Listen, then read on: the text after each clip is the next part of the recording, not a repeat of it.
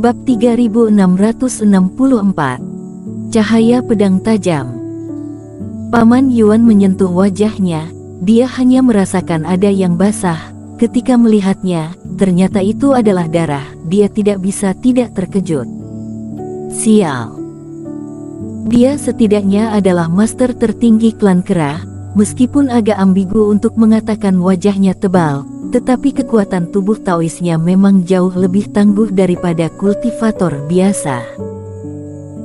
Namun pola berbentuk pedang kecil di lengan Erik Kin ini, roh pedang memadatkan energi pedang dalam keadaan tanpa kesadaran dan langsung menggores kulitnya. Jika itu adalah kultivator biasa, bukankah separuh wajahnya akan terpotong? Benda mengerikan apa ini? Jika Erik Kin siuman dan bisa mengendalikannya, maka dalam kultivator dua kegagalan, siapa yang bisa menghentikannya? Jangan ke sana. Semakin mendekati Erik Kin, energi pedang akan semakin banyak, kita segel dia dari jauh. Kata Iblis Fu. Oke, benda kecil ini, aku akan menghentikanmu. Namun, bagaimanapun itu adalah niat pedang yang dipadatkan oleh roh pedang.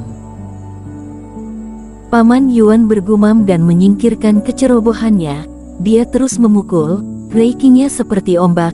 Gelombang demi gelombang terus berjatuhan di sekitar Erik Kin, seperti dinding besi, terus menekan dan menyegel ruang. Di samping, Iblis Fu juga menggunakan jarinya sebagai pena, menggambar berbagai macam jimat, dan bekerja sama dengan Paman Yuan untuk mengisi celah.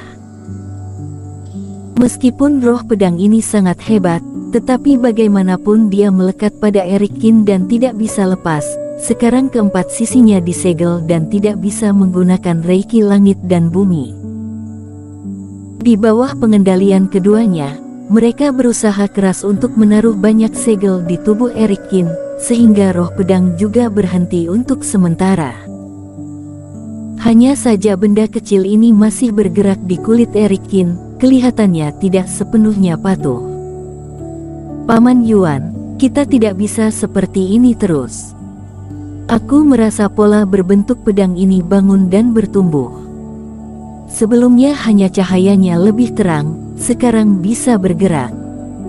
Selanjutnya, mungkin akan bisa mengendalikan Erik Kin, kalau begitu kita akan sulit untuk menghadapinya. Kata Iblis Fu dengan frustrasi. Paman Yuan memegang pipinya dan sedikit ketakutan. Mereka berdua menyegel benda kecil ini dengan paksa sekarang, tetapi jika roh pedang terus pulih, sampai saat itu akan sulit untuk mengendalikannya. Lagi pula, Paman Yuan masih ingat dengan jelas kejadian di mana Erik Kin memegang pedang iblis dan membunuh Bobby Gao dan banyak master dengan satu tebasan. Di satu sisi tidak bisa memasuki kolam peri, di satu sisi lagi roh pedang menimbulkan masalah ini harus segera diselesaikan.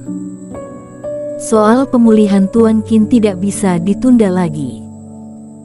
Aku akan menghubungi dukun klan rubah sekarang, semoga dia bisa melonggarkan sedikit agar kita bisa menyelesaikan masalah Tuan Qin secepatnya. Kata Paman Yuan sambil mengangguk.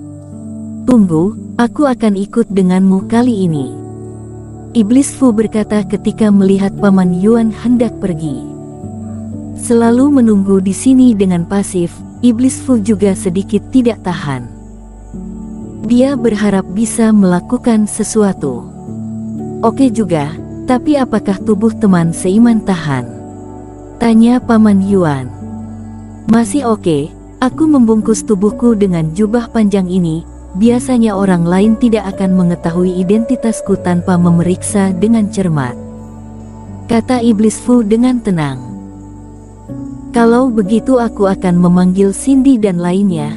Jika roh pedang ini memecahkan segel lagi, aku akan menyuruh mereka membantu menekannya.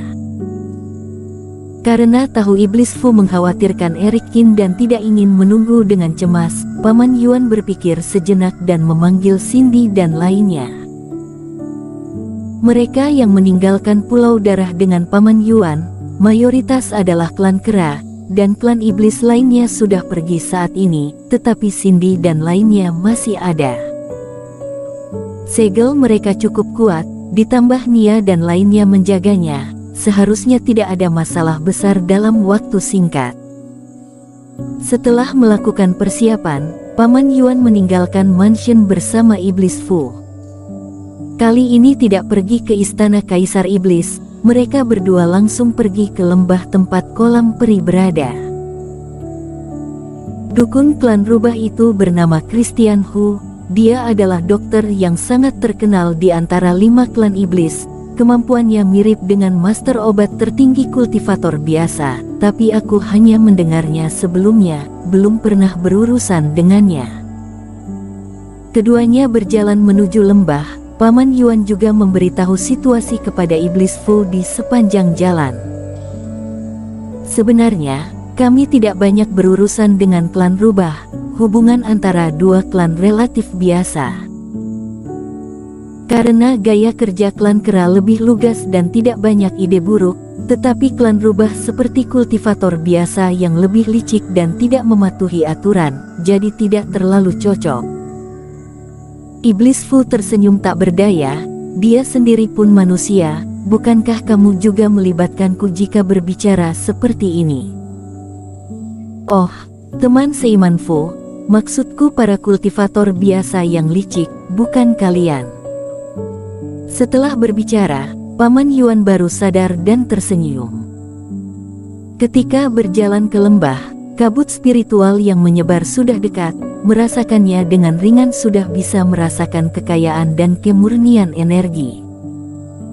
Tempat ini memang tanah yang diberkati, benar-benar sangat cocok untuk pemulihan. Ekspresi Iblis Fu juga sangat tersentuh. Yang mereka rasakan masih merupakan reiki inferior yang secara aktif disebarkan oleh klan kera. Cairan spiritual di kolam peri sangat murni hingga tak terbayangkan, ini membuat dia semakin bertekad untuk memasukkan Erikin ke dalamnya. Di luar kolam peri, ada beberapa bangunan aula. Paman Yuan memasuki sebuah aula besar dan memanggil seorang pelayan, menyuruhnya untuk memberitahu dukun Christian Hu. Setelah menunggu beberapa saat, pelayan memberi balasan. Christian Hu menyuruh mereka berdua untuk menunggu di kamar di samping dan dia akan tiba kemudian. Jadi mereka berdua pergi ke sebuah kamar, namun setelah menunggu selama 1 jam, kesabaran mereka hampir habis. Christian Hu ini masih belum muncul. Teman seiman Fu, aku akan pergi melihatnya. Paman Yuan berdiri dengan kesal. Christian Hu jelas-jelas bilang akan segera tiba, tetapi sudah berapa lama ini? Tepat ketika dia hendak keluar, sebuah bayangan berjalan kemari. Para senior Hu telah tiba dan sedang menunggu kalian berdua di kediamannya. Seorang pelayan berkata. Paman Yuan mengerutkan dahi dan berpikir apa yang sedang dilakukan Christian Hu. Jelas-jelas dia sendiri yang bilang untuk menunggu di sini, sekarang disuruh pindah ke aula samping lagi, bukankah dia sedang mempermainkan orang? Namun karena berpikir masih ada permintaan, Paman Yuan tidak mengatakan apa-apa. Iblis Fu mencemaskan Erikin, tentu saja juga kesal, tetapi mereka menahannya dan mengikuti pelayan ke kediaman Christian Hu di dekat kolam peri. Mereka berdua tiba di depan aula mansion, ada aroma obat yang samar di dalamnya. Aroma itu juga bercampur dengan kehangatan, seperti seseorang sedang memurnikan sesuatu di dalam. Para senior, silakan tunggu di sini. Master Guru sedang memurnikan pil dewa di dalam, orang lain tidak boleh mengganggunya. 2 pertapa siluman muda yang berpakaian seperti murid menghentikan mereka berdua dan menjelaskan sambil tersenyum. Paman Yuan menarik napas dalam dan tidak mengatakan apa-apa. Mereka berdua berdiri di sana dan menunggu lama, kemudian mereka mendengar suara teredam dari dalam, aroma obat yang kuat menyebar, dan ada suara tawa seorang pria tua. Sekarang Christian Hu sudah selesai memurnikannya, kita sudah bisa masukkan, kata Paman Yuan dengan sabar. Masih belum bisa, Master Guru baru memurnikan 1, masih ada 3 yang harus dimurnikan. Seorang pertapa siluman berkata sambil menggeleng. Masih ada 3. Ekspresi Paman Yuan muram. Bersambung.